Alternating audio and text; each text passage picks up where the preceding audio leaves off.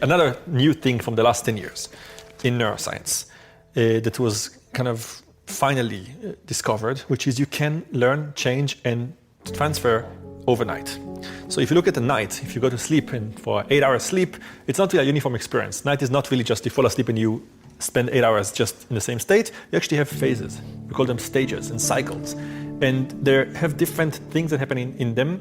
And one of them is the stage where we're dreaming. That's when our brain basically simulate future options and shows us a movie of things that could happen and allow us to live through them, thinking their reality. It's the ultimate VR. We actually live life thinking that we're there, thinking how it would be to live with her in Alaska or to quit the job and move to Vancouver, really have this experience, filter it through our emotions, and then wake up with the answer what to do. This is one stage, but there's another stage. It's really interesting. Stage 3 and 4 of the sleep, we call it slow wave sleep. It's a stage of the night where your brain essentially takes all the experiences from the day before and weights them and chooses which ones to keep and which ones to take out. So if you think about life, when you go through your day, there are many, many moments that you call the present. About every 1.5 seconds, you have a different present, and then it goes into the past. It becomes a memory. And you go to the next moment, and you live it, and then you store it in a memory.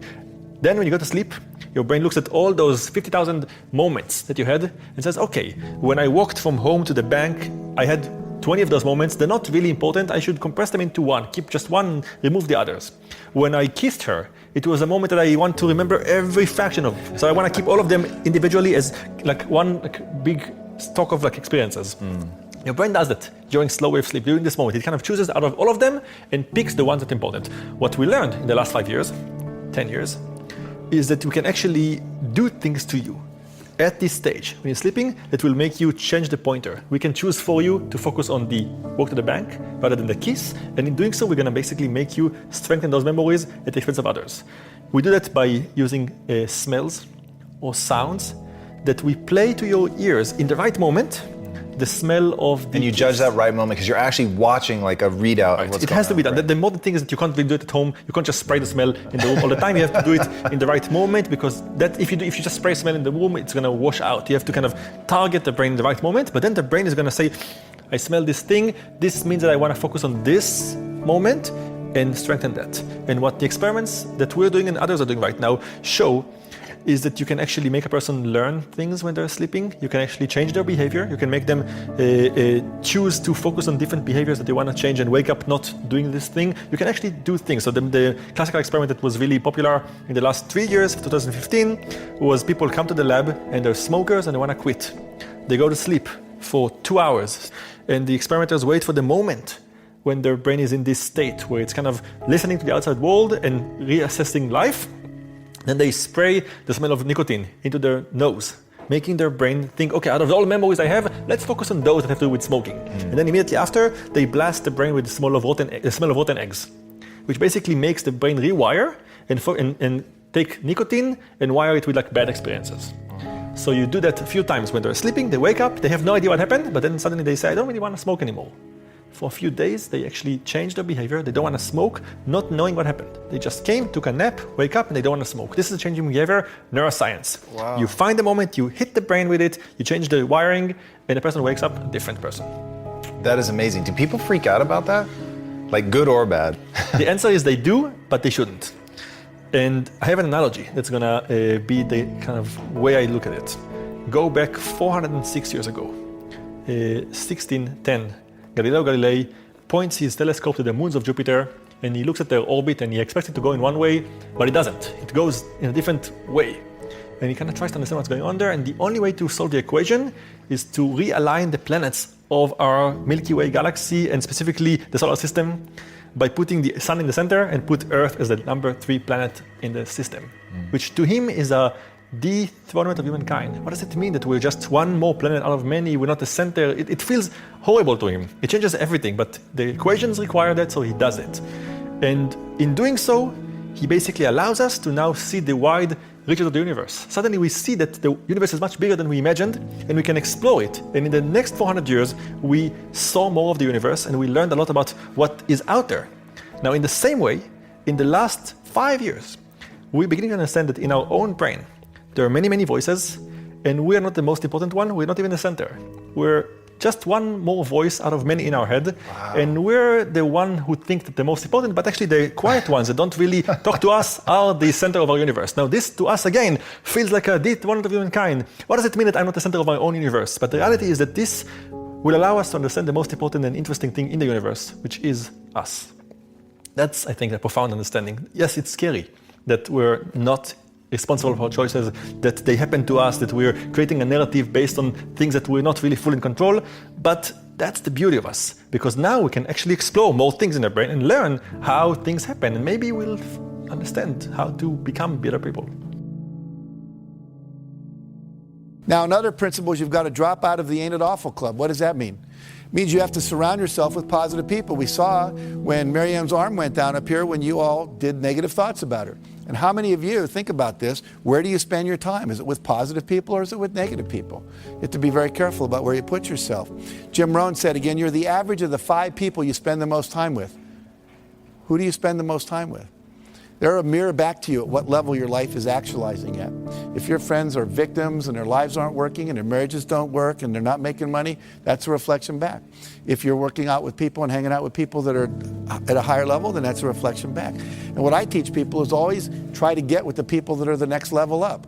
You're making $50,000 a year, you want to make $100,000, find some people making $100,000 and spend some time with them, however you have to do that. You know, if you want to be more spiritual, go to some spiritual retreats where spiritual people hang out. Get in their space, learn what they do, how they think, etc. We had a story in the second helping of Chicken Soup for the Soul. Carl Coleman's driving to work when his car collides with another woman's car, and they get out and she's crying and he's like relieved. This is a minor fender bender, why are you crying? She said, you don't understand. This is a brand new car, 3 days from the showroom. How am I going to explain this to my husband? He said, well, I'm really sorry about that, but we need to get your registration, your driver's license, your insurance record so we can, exchange that data so we can file our accident reports.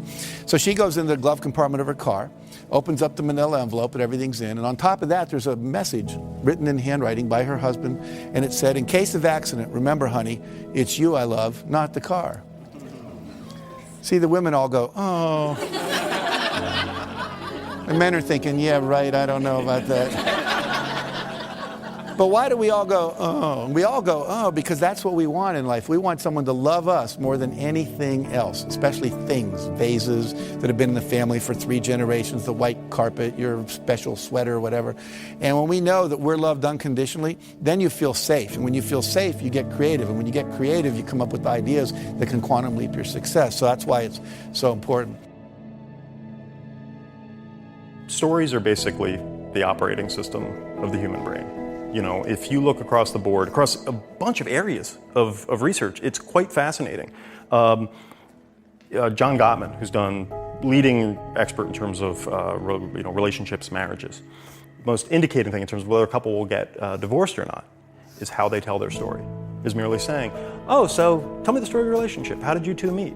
And if it's, oh my God, it was so wonderful, it was this and great, and then we had challenges, but we overcame them, we got to know each other better, we grew together, versus, it's like, oh, we met up, we had, we've had some problems, but I mean, just hearing that story is a huge indicator in terms of the success of children.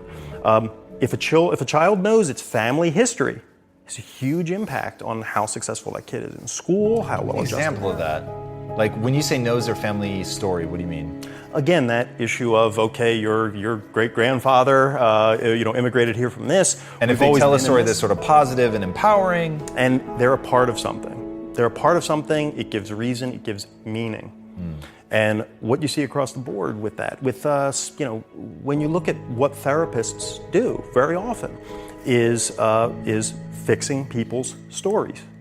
I'm a loser, I've always been a loser, this didn't work out, that didn't work out, I can't. Versus, you can take the same events and say, oh, this didn't work out, but that's the day I learned a great lesson, which, same events, but you're telling them in a different way. So very often, it's not about the specifics of what happened. We've all had successes, we've all had failures, but which ones do we choose to define ourselves by? It's that story in our head that keeps us going. And so it's deeply important for meaning, but also deeply important in terms of grit, resilience, persistence. Because again, that story you tell yourself, do you tell yourself, I'm the kind of person who, I'm never gonna make it through this, I quit at this, I quit at that, or You know, I'm not a quitter. That's the story I tell myself. People want to seek out things that support their story. They want to fulfill their story. We all know someone who has this vision of themselves in a certain way, and you present them with that challenge of, you think you're so smart? Well, could you do that? And people often jump to the challenge. Why? Because they want to support their story. And we have this evolving story of ourselves.